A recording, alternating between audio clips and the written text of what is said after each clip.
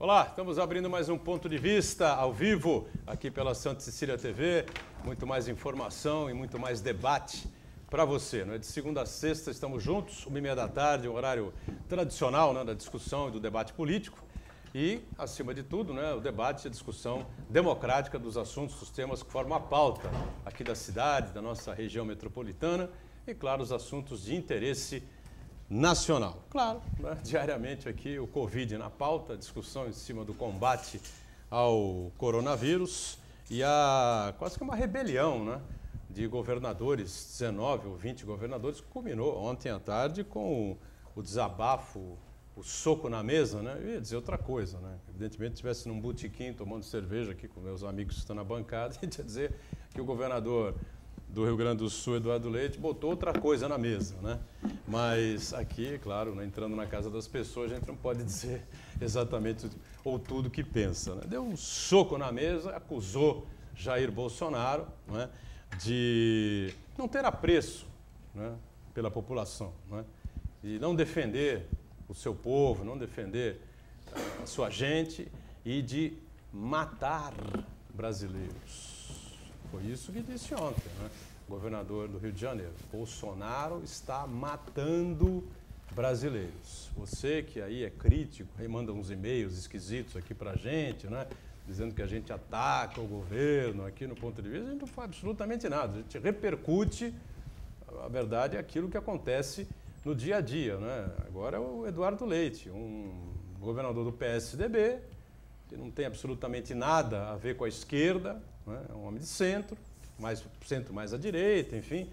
Talvez, por lógica ideológica, se é possível essa frase que eu estou dizendo aqui, por ideologia, vamos consertar aqui, talvez fosse mais interessante até para ele se aproximar mais de Bolsonaro do que da oposição ao presidente da República. Mas, para tudo na vida, há um limite, menos para o presidente da República, que ainda ontem veio outra vez falar que os óbitos em excesso, número gigantesco de mortes que temos no Brasil, daqui a pouco estamos batendo 300 mil mortos, sei lá quantos vamos, E, na verdade, a gente aqui na bancada, vou apresentar os convidados, o Santana está aqui mais uma vez, não sabemos se não está vivo daqui a 15 dias. Essa é a pura realidade, Como é que vai acontecer, o que vai nos acontecer, só Deus é que pode saber nesse caos em que o Brasil se enfiou, Mas ontem o presidente, mais uma vez, veio falar, que por que é que não usam a hidroxicloroquina?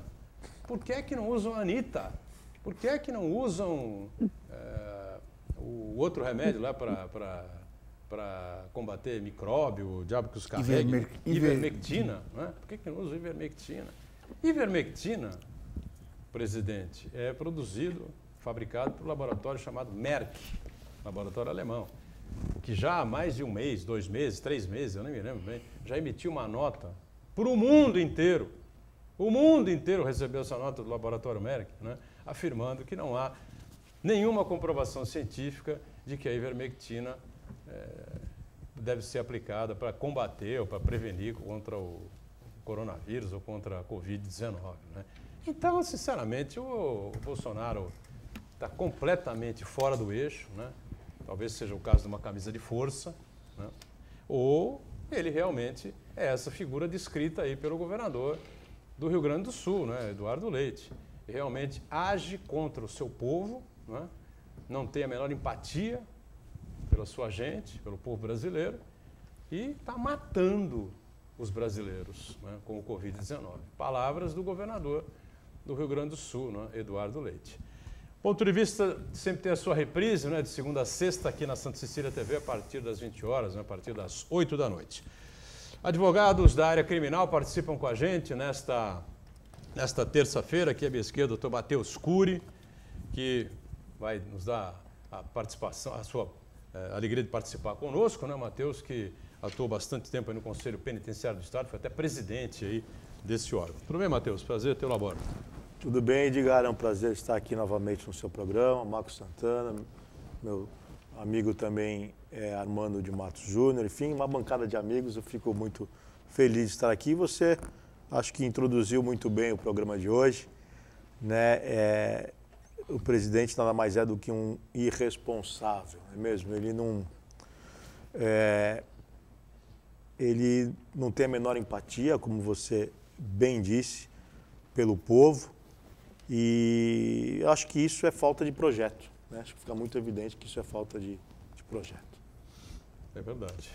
Como disse o Matheus, Armando de Matos Júnior, companheiro nosso já de longa data aqui no Ponto de Vista, mais uma vez participa, colabora com a gente, também advogado da área criminal. Prazer revê-lo, Armando. Prazer meu. Imensa felicidade de estar aqui ao seu lado, dos telespectadores, do Santana, do seu lado, Boturão, e do meu amigo Cury, que faz parte de uma grande família de advogados renomados na cidade de Santos. Tenho muito apreço por ele. É um prazer muito grande mesmo. Tentar falar com os telespectadores um pouquinho, né? Passar um pouquinho do nosso conhecimento e nós debatermos esse assunto tão triste que há um ano praticamente assombra não o Santos, não o Brasil, e sim a humanidade.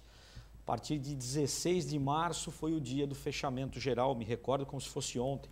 Portanto, já nos avizinhamos de um ano aqui no Brasil, na Europa, na Ásia antes. Então, nós estamos com esse problema aí desde dezembro de 19, um ano e pouco, que o mundo não anda, não desenvolve, nada acontece, o único assunto é esse.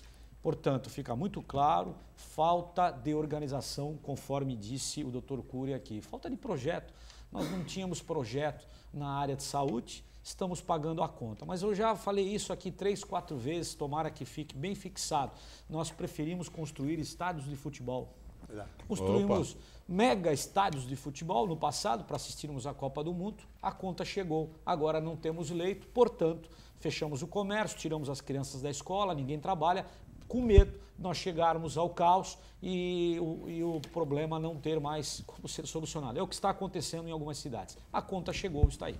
É uma vergonha o que aconteceu, né? Sem dúvida nenhuma, né? O Brasil ser sede de uma Copa do Mundo, né? Não tinha o menor sentido, não tinha o menor cabimento, a menos que se fizesse uma Copa do Mundo econômica, né? Como você faz. Por que a Copa do Mundo não fica na Europa, não volta para a Europa? Porque nos países europeus eles simplesmente se recusam a construir estádios, como foi feito na Rússia, como foi feito no Brasil, como é feito no Catar, né? Esses bilhões, se fosse milhões, bilhões de dólares, né, que são jogados na Copa do Mundo, e, né, os dirigentes internacionais faturam horrores, né, com as suas comissões, pessoal da FIFA, pessoal das confederações aqui na CBF, né, e essa coisa toda que nós cansamos, né, já de discutir e de debater, né? Se você fizesse uma reforma no Pacaembu, uma reforma no Morumbi, né? Uma reforma rápida no Mineirão, uma adequação no Maracanã e tal, mas 4, 5 estádios, 7, 8 estádios para a Copa do Mundo, como oferece a Alemanha, como oferece a Inglaterra, como oferece a França, como oferece a Espanha, Portugal, enfim, né? A Bélgica, esses países todos, mas aí eles se recusam a levar a Copa do Mundo de volta para a Europa, né? A Copa do Mundo saiu da Europa em 2006, né? Em 2010 foi na África, construíram um monte de estádio, ganharam rios de dinheiro. Em 2014 foi no Brasil, uma vergonha, uma esculhambação. Em 2018 foi na Rússia, uma roubalheira generalizada. E agora no Catar, né? Aqui o Catar tudo bem, né? O cara passa a mão, o dedo aqui, sai dólar, né? Petrodólar, né? É diferente, né? Então, realmente uma situação vergonhosa. E o pior de tudo foram os Jogos Olímpicos de 2016, uma roubalheira desenfreada na cidade maravilhosa, né? Não sobrou nada, não sobrou legado nenhum, uma vergonha para o mundo, né?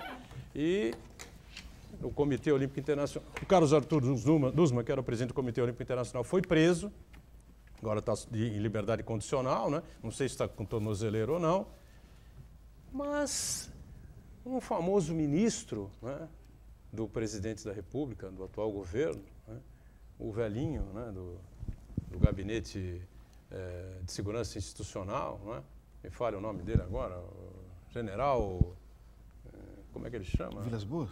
Não, o ministro, falador, né, que criticava o Centrão, chutava a cabeça do Centrão, que o Centrão não presta, o Centrão não vale nada, o Centrão é isso, o Centrão é sujo, o esgoto da política está no Centrão, então agora o Bolsonaro está agarrado com o Centrão. Já a gente lembrou o nome dele. Ele era diretor do Comitê Olímpico Brasileiro, participou, acompanhou tudo, não viu nada, meu caro ministro. Que coisa, né?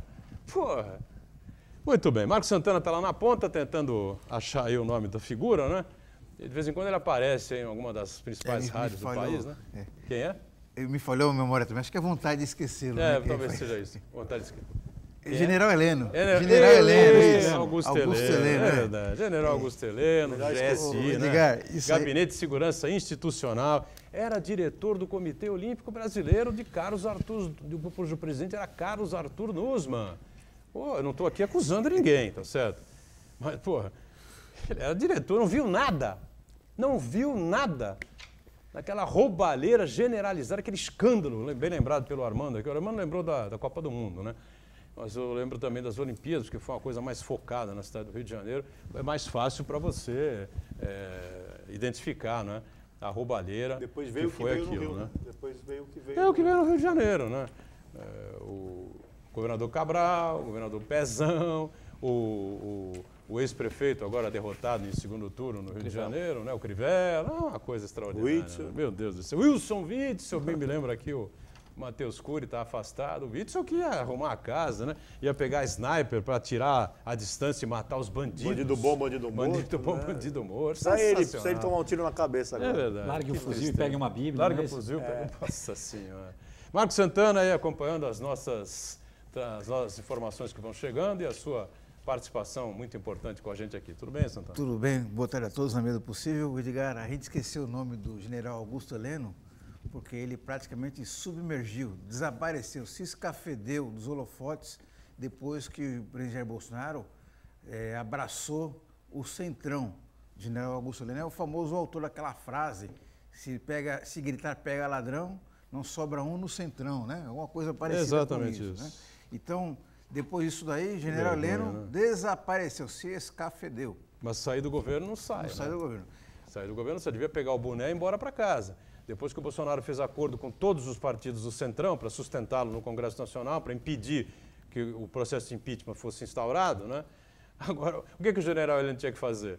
O cara que fala uma frase dessas contra os partidos do Centrão... Quem tem um pingo de dignidade sai. Um pingo de dignidade. Pega o boné e vai embora, companheiro. Cap. O cap. Pega o cap e vai embora. Bota o pijama e vai para casa. Porra, diga, Santana. Eu agradecer primeiro aqui, eu vou agradecer a audiência do Manuel Santos, que mandou uma mensagem para a gente aqui. Manuel, obrigado pela audiência. Ele lembra muito bem aqui que as críticas são normais em uma democracia. Realmente a gente tem que sempre reiterar isso, que as críticas, sempre construtivas, sempre desejando um país melhor, elas são sempre bem-vindas num regime, bem-vindas e até obrigatórias num regime democrático. Agora, o Cury e o Armando, em relação ao comportamento do presidente da República, mais preocupante ainda que o próprio presidente da República, é uma parcela significativa da população que dá eco a essas manifestações, a esse comportamento irresponsável e até criminoso. Porque se fosse meia dúzia de gatos pingados, a gente poderia ficar muito bem ficar despreocupado. Mas não, uma parcela significativa, felizmente não são a maioria da população, que acham graça, gostam, apoiam, concordam com o que o presidente Jair Bolsonaro fala, diz e faz, e envergonha as pessoas que estão ao redor dela, no seu familiar, no seu profissional, no círculo de amizade. Infelizmente, temos muitas pessoas assim no nosso país. E eu quero cumprimentar você que nos acompanha ao vivo, convidar você a participar também do programa, mandando sua pergunta, crítica, sugestão pelo Facebook. Ponto de Vista com Edgar Boturão ou então por e-mail, contato@pontodevista.tv.br. O programa pode ser acompanhado ao vivo pela internet, santaportal.com.br/tv. As edições anteriores do Ponto de Vista ficam disponíveis na internet também, no nosso canal no YouTube e na nossa página no Facebook. E você que acompanha a reprise às 20 horas, uma boa noite. Sempre uma boa noite especial para você que está conferindo a reprise do Ponto de Vista, de segunda a sexta às 8 da noite, aqui pela Santa Cecília TV. Lembrando, claro, o nosso mantra, né, programa ao vivo, acaba às 14h30. Até começar a reprise, sei lá o que vai acontecer, né, porque a coisa está braba, né? Os governadores estão se insurgindo contra as mentiras ditas por eles mesmos, né? Diz por aí diariamente o presidente da República. A última foi dizer que já repassou bilhões para combate ao Covid-19 aos governos e tal, não sei o quê. E todos os governadores, 20 governadores unidos, numa carta, né, disseram que não é verdade. Não tem bilhões nenhum. Né? 30% ou um pouco mais até que isso eram repasses obrigatórios. Né? Área da saúde de todos os estados brasileiros. Exatamente, são repasses obrigatórios que se dão todos os anos, não são repasses especialmente voltados para o combate à Covid-19. Aliás, combate esse que o presidente se nega, né? Se o presidente tivesse a responsabilidade de contratar os laboratórios que produzem a vacina antes do tempo, como vários países fizeram, e dizia o presidente que os laboratórios é que tinham que procurar o Brasil, porque o Brasil era uma potência. Ora, a demanda é mundial, né? Ele não buscou a vacina porque é um negacionista, um irresponsável. Está mais do que na hora de ser criminalmente responsabilizado e está mais do que na hora de, infelizmente, porque é triste dizer isso e o Brasil não merece, ser mais um presidente aí alvo de impeachment. Pois é, isso aí eu já tenho dúvidas, né? Eu acho difícil acontecer o impeachment nesse atual momento. É possível ainda. É possível ainda, afinal de contas. Eu não acredito que vai acontecer, eu estou dizendo que... Estamos entrando no terceiro mês. Meus amigos. Terceiro ano de governo, né? Terceiro, 2 anos e 3 meses, na verdade, que eu quis dizer. É o terceiro mês do terceiro ano de mandato, né? E nesse pequeno espaço de tempo de 2021, Armando, são 5 reajustes de combustíveis, né? O 4º do diesel, né? E o 5º da gasolina. Né? Isso porque nós já tivemos uma intervenção muito grande na Petrobras na semana retrasada, que foi a queda do presidente por conta das mãos do próprio presidente Jair Bolsonaro, mas não adiantou. Até porque a nossa política de preços ela é muito complicada, né? No Reino Unido, por exemplo, o que eles fazem lá? Quando o combustível aumenta, eles diminuem o imposto. Então fica ali 0 mata 0. Aqui não, é diferente, nós aumentamos o imposto. Aumenta o imposto, aumenta o combustível, o valor do combustível diminui a taxa do valor que é cobrado pelo imposto. Aí você equaciona, você faz ali uma balança de freios e contrapesos. Agora aqui no Brasil não. Pensando assim, para o cidadão comum, eu vou agora diminuir a intensidade de utilização do meu carro. Tudo bem. E o sujeito que é taxista, motorista de Uber, motorista de caminhão que o frete não é reajustado. O sujeito que compra o frete, não tem como pagar isso aí. Esse valor é diminuído do lucro do motorista, só que ele tem pneus, ele tem caminhão, amortecedor, revisão, ele tem o seu trabalho, ele trabalha para isso. Como fica a situação desses profissionais? Porque outro erro nosso, lá nos anos 50, 60, nós acabamos com a nossa malha ferroviária e tudo aqui no Brasil é caminhão. Não que nós não tenhamos que ter os caminhões, lógico que sim. Mas na Europa, né? Estados Unidos, as pessoas se locomovem de uma cidade a outra, de um estado, de um canto a outro do país, de um canto a outro à Europa, dos Estados Unidos, de trem. Muito mais barato, muito mais limpo, muito mais econômico, né? Muito mais seguro. Aqui não. Aqui uma caixa de sapato precisa sair de Santos, vai para São Paulo, vai de carro, vai de caminhão. Então precisamos repensar isso, esse modal lá para frente. Agora, com relação a combustível, isso altera de forma vertiginosa. Tudo que nós compramos é indexado no combustível. Tudo, até os alimentos. Os alimentos saem dos seus produtores, vêm para os polos e para a distribuição nos supermercados. Vocês acham que o dono da rede de supermercados vai absorver esse prejuízo? Imediatamente ele vai inserir centavos nos produtos. Quem vai pagar essa conta? Nós, quando nós passarmos pelo caixa. E tem uma situação gravíssima, né? Você lembrou a demissão do presidente Castelo Branco, né? Presidente da Petrobras, né?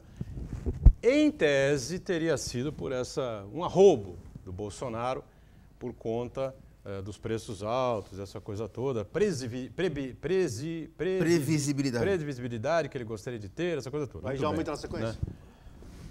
Mas há uma denúncia do jornalista Merval Pereira, no jornal o Globo. Merval Pereira é colunista do Globo, não é? Da Academia Brasileira de Letras, do Grupo Globo de Comunicação, Globo News, enfim, né? E o Merval, na semana passada, segunda-feira, terça-feira, denunciou que a demissão, não foi por conta disso.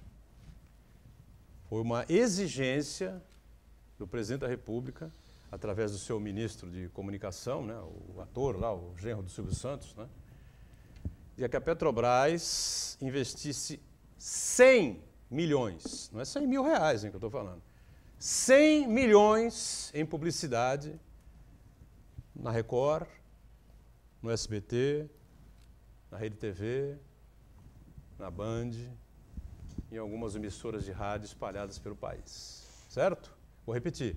Denúncia do jornalista Merval Pereira, do Grupo Globo. Denúncia essa que não foi desmentida pelo governo. O Merval tem provas. Tem provas. Esse ministro da Comunicação... Fábio Faria. Fábio Faria, né?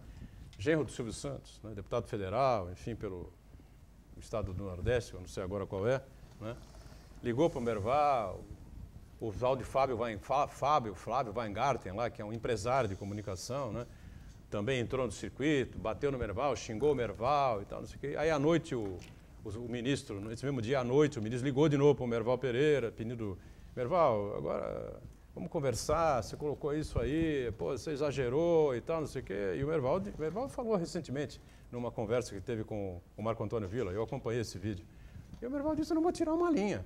E amanhã vai estar na coluna. Tudo isso vocês falaram contra mim, vocês me ligaram, vocês me encheram o saco o dia inteiro e tal, não sei o quê.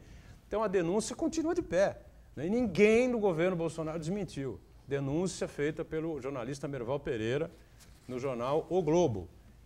Bolsonaro exigiu que o presidente Castelo Branco da Petrobras liberasse uma verba publicitária de 100 milhões de reais no mês de fevereiro para ser distribuída por TV Record, SBT, Rede TV, Band e várias outras emissoras de rádio aí pelo país afora. E se você ouvir essas emissoras, né, porra, a programação é toda ela, praticamente, com algumas exceções, né, a gente tem que ser honesto aqui no que a gente fala, toda ela bolsonarista, né? Os caras, porra, só falta fincar a bandeira do presidente da República no Facebook, né, no YouTube, enfim, isso também não precisa, né? O pessoal ouviu a fala dos cidadãos, né? Você percebe claramente o que está acontecendo. Então, essa demissão do presidente da Petrobras tem nada a ver com sobe e desce de preço, viu, Matheus? Por isso que o preço voltou a subir. E vai voltar a subir, porque a Petrobras vai continuar atuando dentro do mercado. Vamos lembrar também que a demissão daquele ministro Santos Cruz também foi por conta de pressão para irrigar com verbas publicitárias ou blogueiros ou sites simpáticos ao bolsonarismo, né? Então o Santos Cruz, eu acho, se eu não me engano, acho que a cifra era parecida com isso. Mas era mais voltada ao Olavo Cafajeste de da Carvalho, Virgínia, mas o mecanismo é o mesmo aí. Exatamente. Acho que a cifra é bem parecida com isso também. E o presidente, que gosta muito de falar em meritocracia, na verdade ele fez o oposto, né? Porque o Castelo Branco recuperou a Petrobras voltou a ter um valor significativo no mercado financeiro e tanto é que essa derrubada do presidente fez as ações da Petrobras despencarem, né? Justamente pelo pessimismo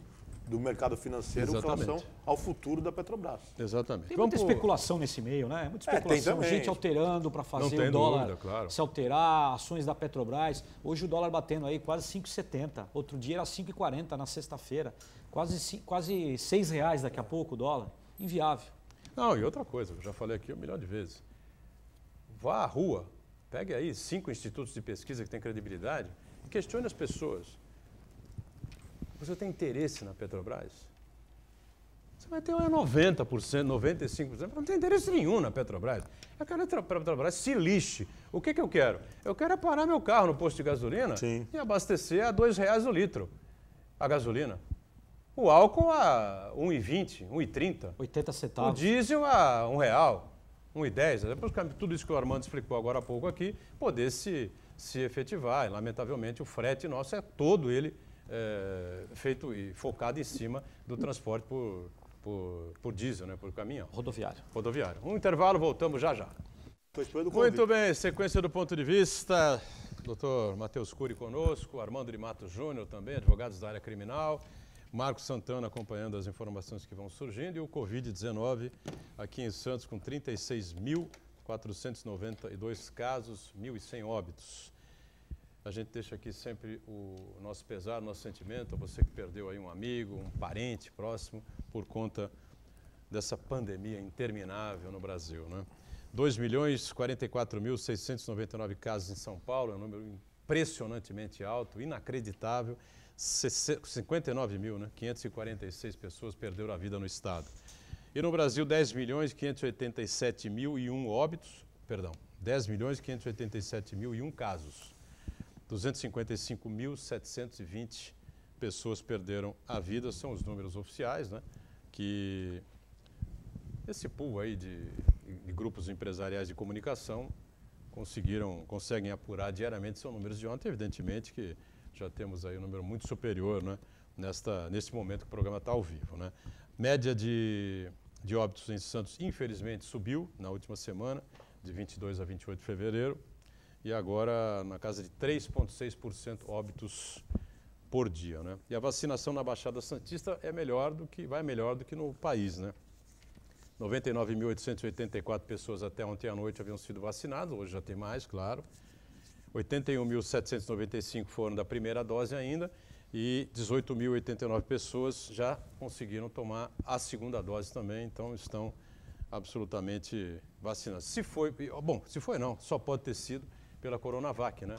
Porque a AstraZeneca você tem 3 meses aí de distância entre uma dose, a primeira dose e as doses seguintes, né? São números inacreditáveis, né? Que vão subindo. O Brasil perde para os Estados Unidos aí, já passa de 500 mil mortos, mas tem uma curva descendente, né? Acabou o governo negacionista, né? Entrou um governo pé no chão, né? Que sei lá se o Biden vai ser um bom presidente, se não vai ser um bom presidente, mas pelo menos ele não fala besteira, não é? Não é um desajustado, um desatinado, como foi o Donald Trump, né?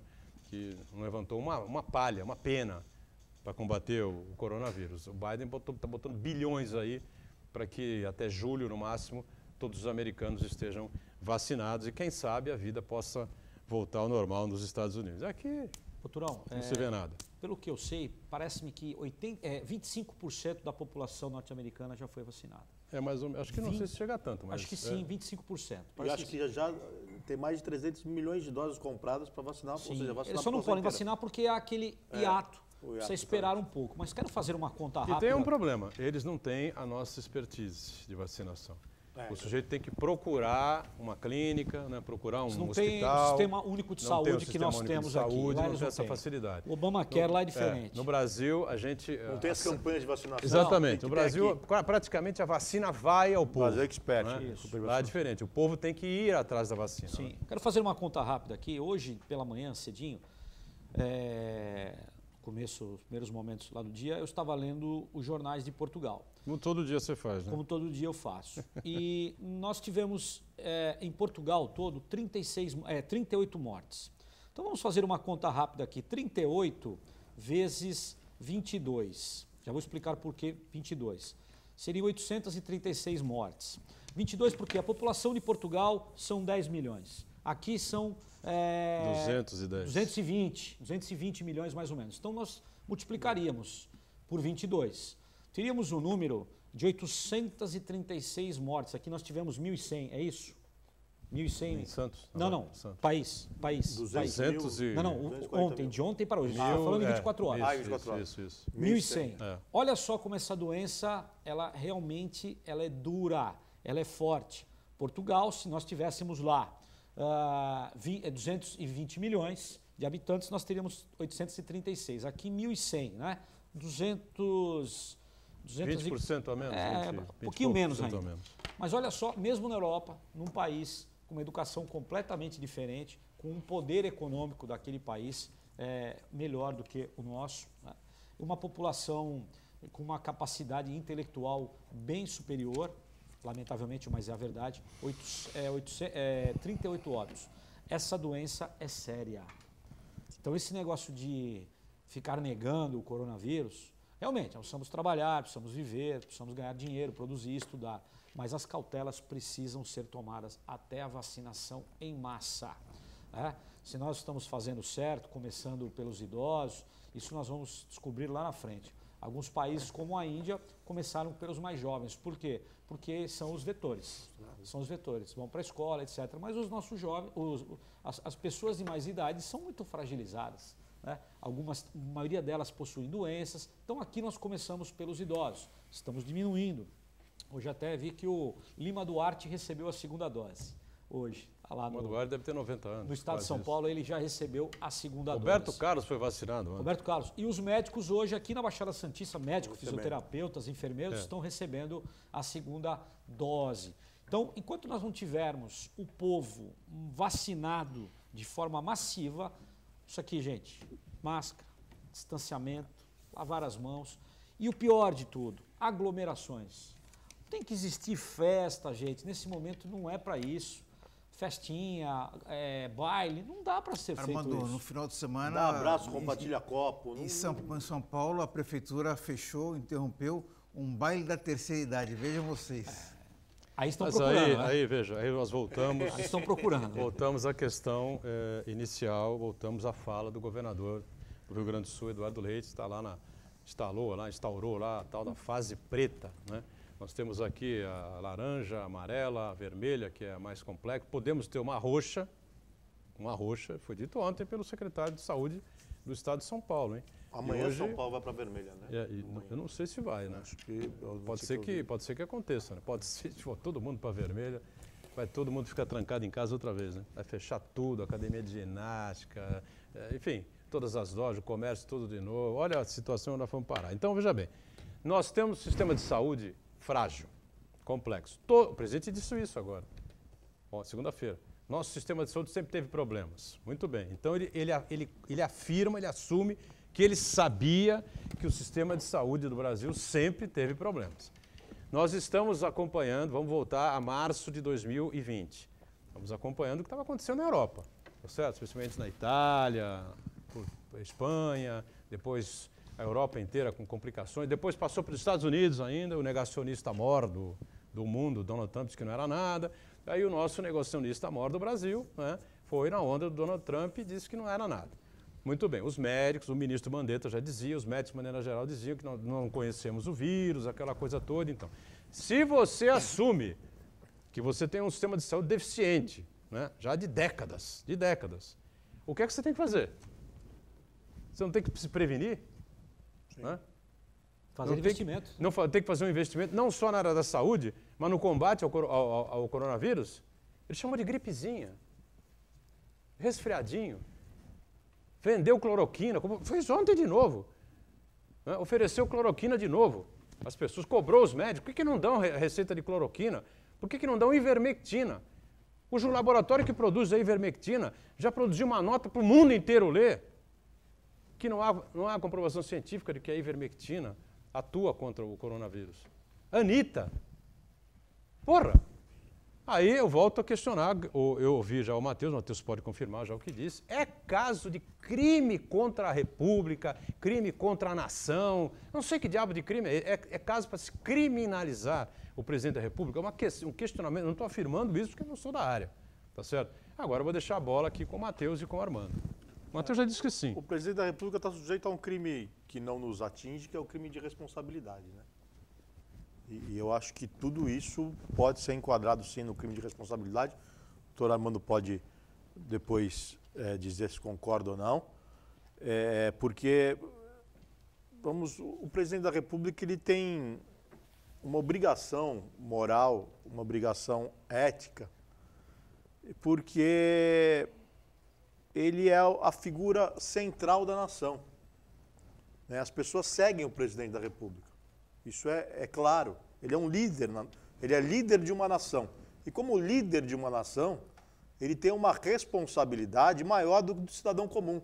Muita gente acaba comemorando e vibrando pelo fato do presidente agir igual qualquer pessoa do povo, né? Eles dizem, né? As pessoas que seguem o Bolsonaro dizem, não, ele é muito autêntico, ele é do povo. O presidente não é para ser autêntico nem do povo. O presidente é para ter responsabilidade. Para governar. É para governar. É para ter projeto. É para dar exemplo à nação. E não dar mau exemplo à nação.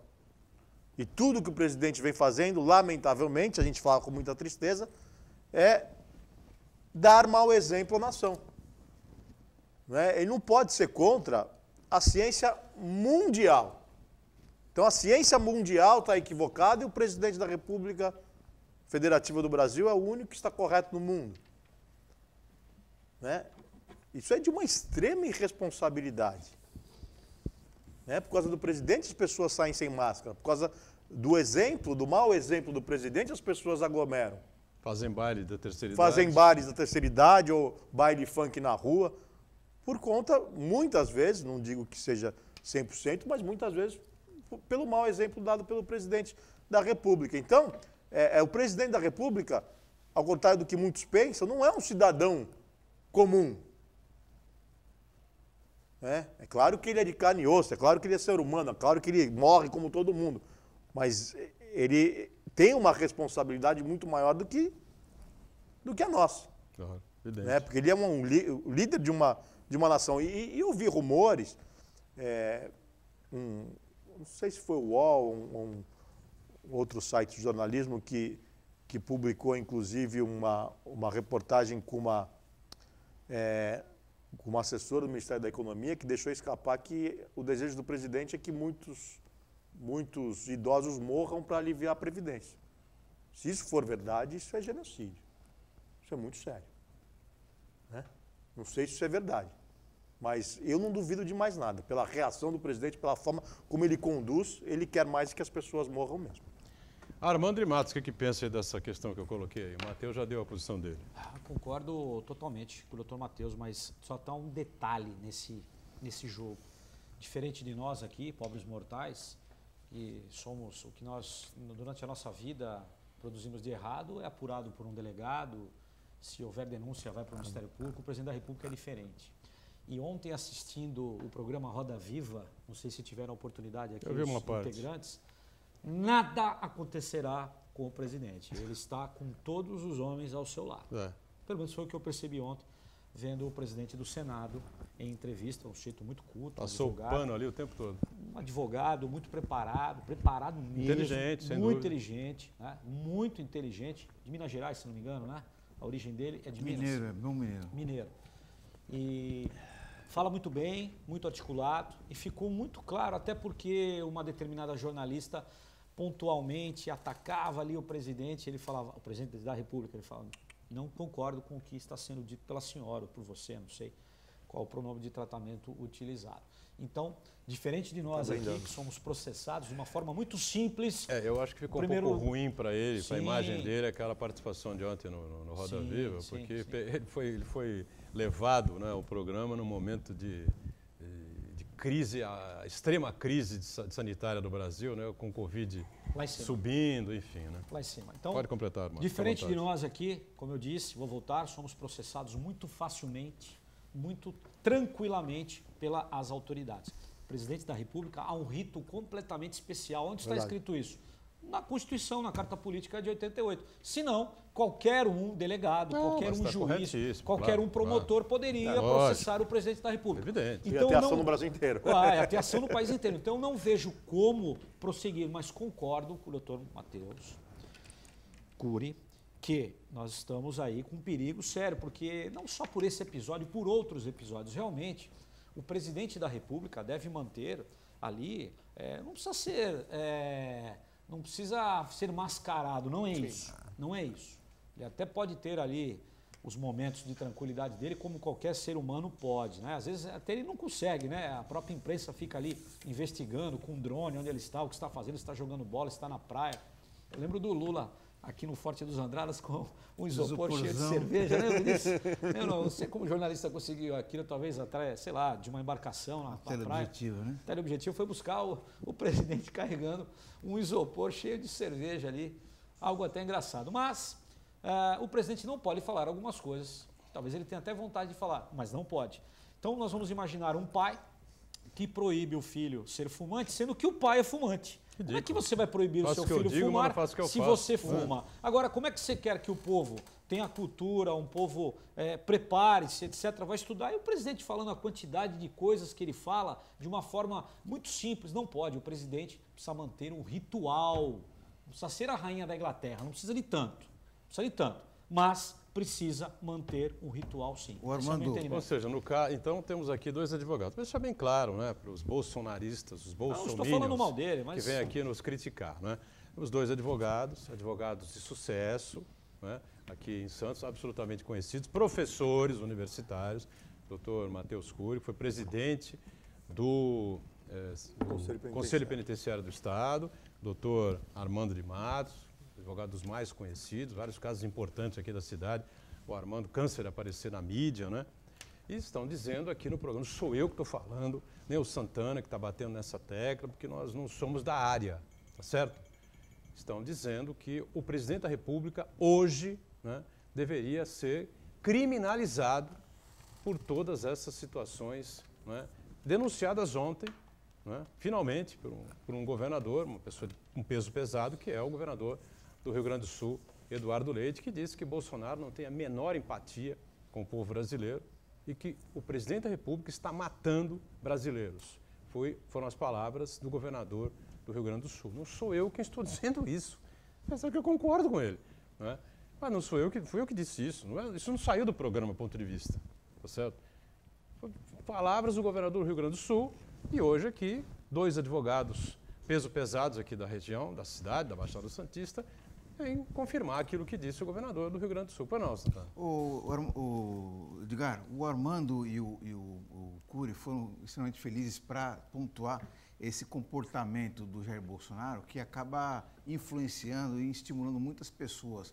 Mas, no meu entendimento, é muito mais grave do que isso aí. É muito mais grave do que a gravidade é muito maior do que o presidente fazer uma live e condenar o uso da máscara, ou ele fazer uma presepada lá e oferecer cloroquina para uma EMA, ou promover a aglomeração. A gravidade do comportamento do presidente é muito maior, porque decisões governamentais acabam prejudicando sensivelmente o combate à pandemia no Brasil. Por exemplo, ele adiando o processo de compra de vacinas, os laboratórios farmacêuticos procuraram o governo brasileiro, o Ministério da Saúde, em abril, maio, junho do ano passado, e esses processos simplesmente foram engavetados, foram recusados. O Brasil comprou, até um preço superfaturado, milhões de caixas de cloroquina, um medicamento que tem eficácia completamente descartada, e uma série de outras ações governamentais que prejudicaram bastante o combate ao coronavírus no Brasil. Então não é apenas o Jair Bolsonaro, pessoa física, que faz mal ao Brasil. O dono da caneta mais importante do Brasil também faz muito mal ao Brasil, provoca prejuízos, muitos deles irrecuperáveis. Você que está acompanhando a gente aí, onde você mora, hein? Quantos imóveis você comprou aí nos últimos 5 anos, 4 anos, 6 anos? Você mora aí num apartamento aí, 3 quartos, né? Mora num bairro bom, frente à praia, ou mora mais para dentro da cidade, ou mora num apartamento menor, né? 2 quartos, ou teu apartamento tem um varandão, né? Ou você mora numa mansão, hein? Porra, 2.000 metros quadrados, hein? Puta, numa área nobre. Sabe quanto custa uma mansão dessa em Brasília? 6 milhões de reais. 6 milhões de reais. Sabe quem comprou? Daqui a pouco a gente conta. Já. Voltamos em instantes. Muito bem, eu falei há pouco, não é, sobre... Pô, já pensou você numa baita mansão? Eu ia falar outra coisa. Uma baita mansão num bairro nobre, hein? Tudo bem que é em Brasília, né? No centro nervoso do país, né? Lago Sul? Lago Sul e tal, que é provavelmente, eu acho que é o bairro mais nobre, um dos mais nobres, é mais nobre. Mais né? nobre de Brasília. De Brasília, não tem dúvida com relação a isso, né?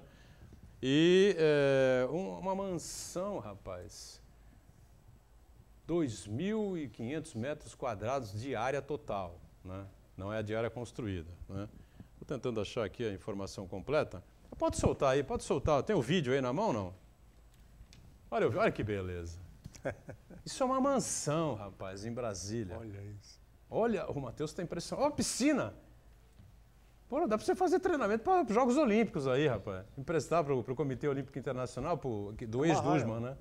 É uma raia completa aí. Deve ter o quê? 25 metros isso aí? Deve ser. Aproximadamente, né, Uma Matheus? raia, uma raia de 25 metros.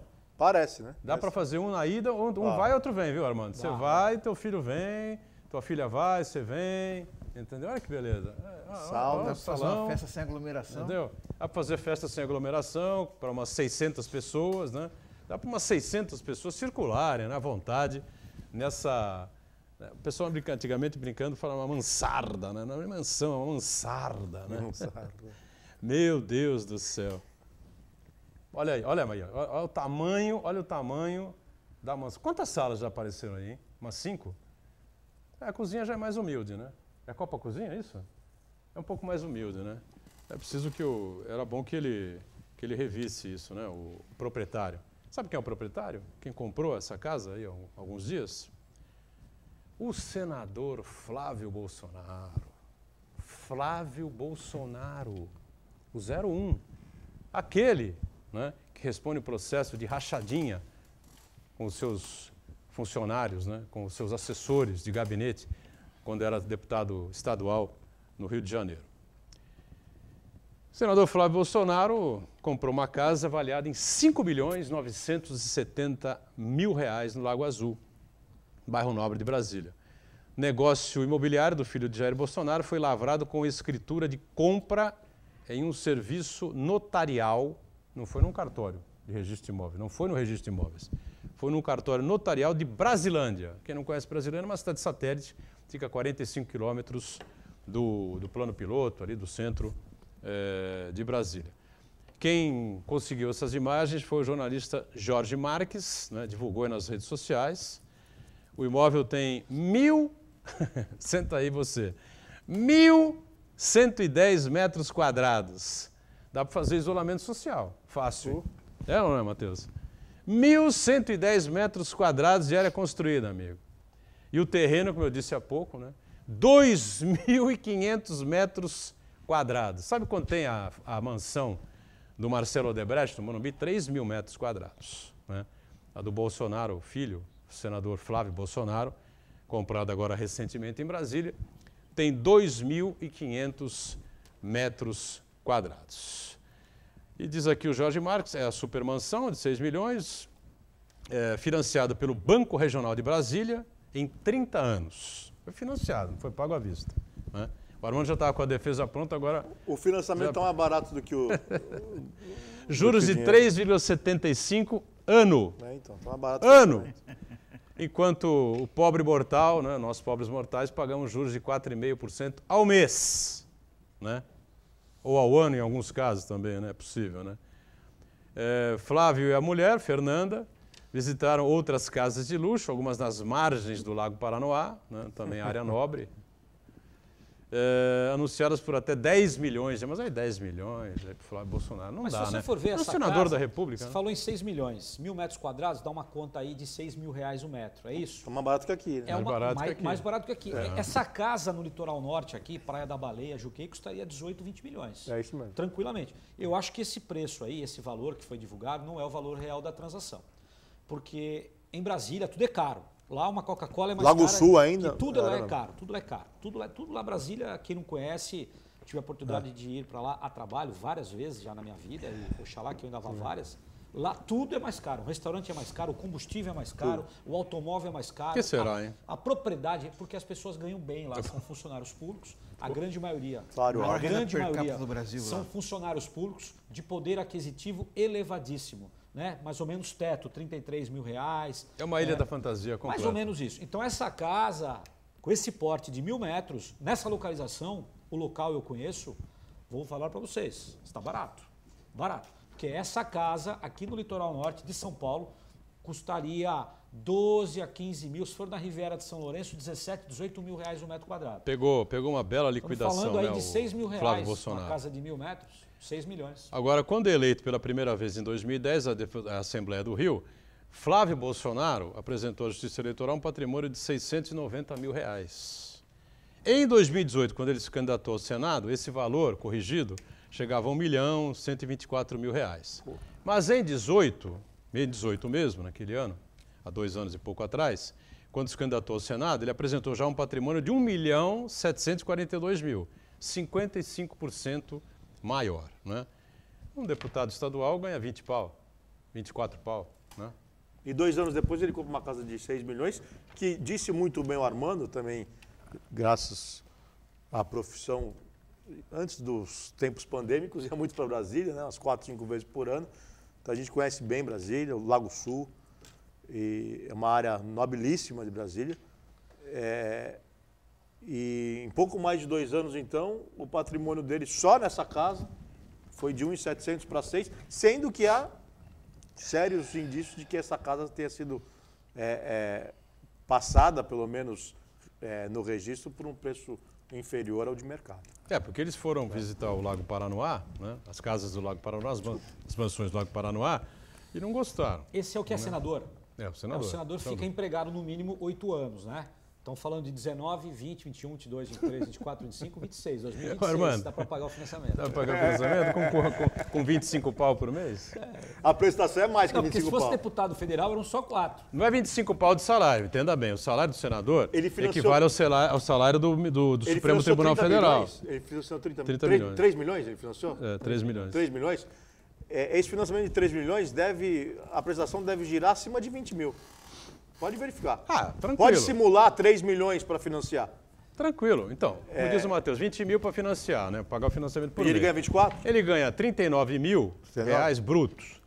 Né? 27,5% disso vai dar 25 pau. 24.500, 25 pau. Sabe que a esposa ele tem dele que pagar também, 20? Sabe que a Ele tem esposa que pagar dele... 20? Ele tem que pagar 20. Sobra 4. Financiamento por mês. Não paga Sobra o IPTU. 4.500 para ele pagar o IPTU, condomínio, funcionários, fazer supermercado.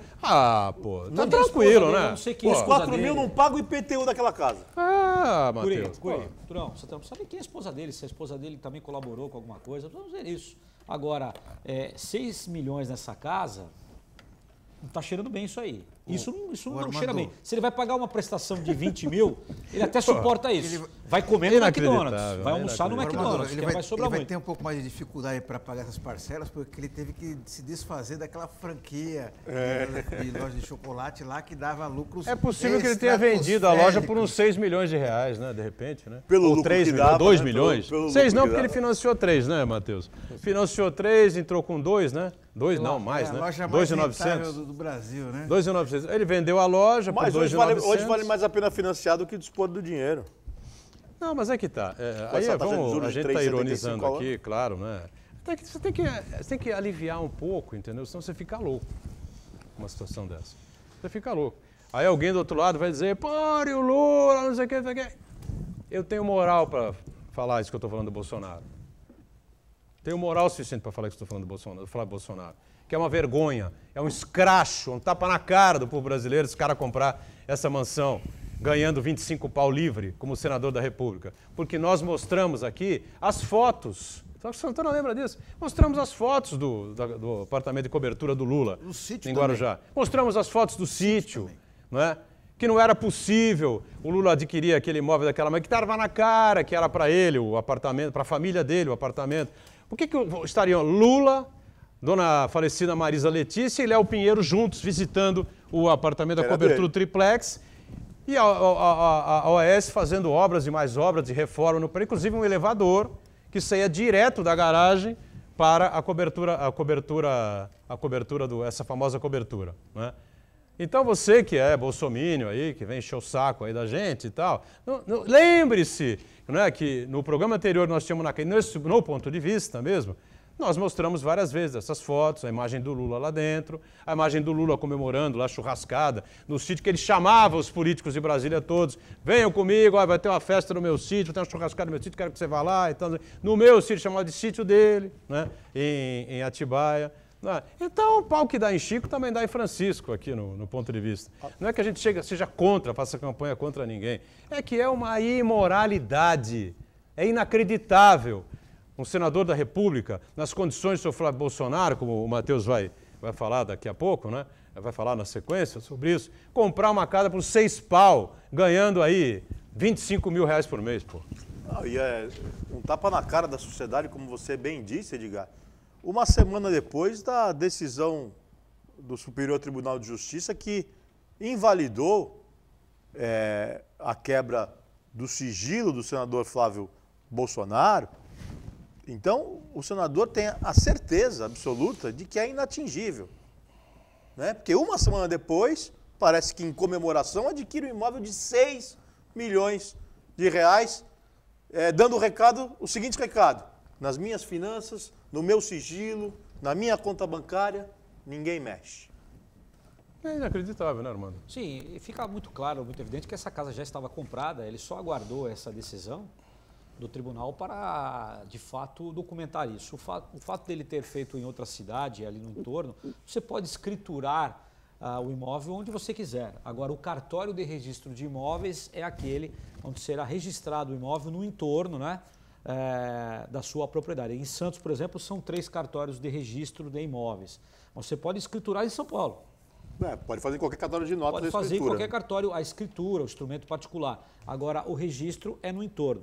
Agora, fica evidente que essa casa já estava comprada, até porque você não compra uma casa desse porte, dessa envergadura, de um dia para o outro. Você vai verificar uma série de coisas, fazer levantamento, documentação. Isso leva aí um mês, no mínimo, um levantamento muito bem feito. Então, existem várias coisas aí a serem apuradas. Existe um órgão aqui no Brasil chamado Receita Federal, né? E você, quando compra um imóvel, vende um imóvel, se vendeu lá atrás, precisa informar por conta do lucro imobiliário. Se comprar na próxima declaração do ano que vem e precisa ver se a conta fecha. Se fechar, parabéns para ele, tomara que feche, né? Senão será um problema a mais no país.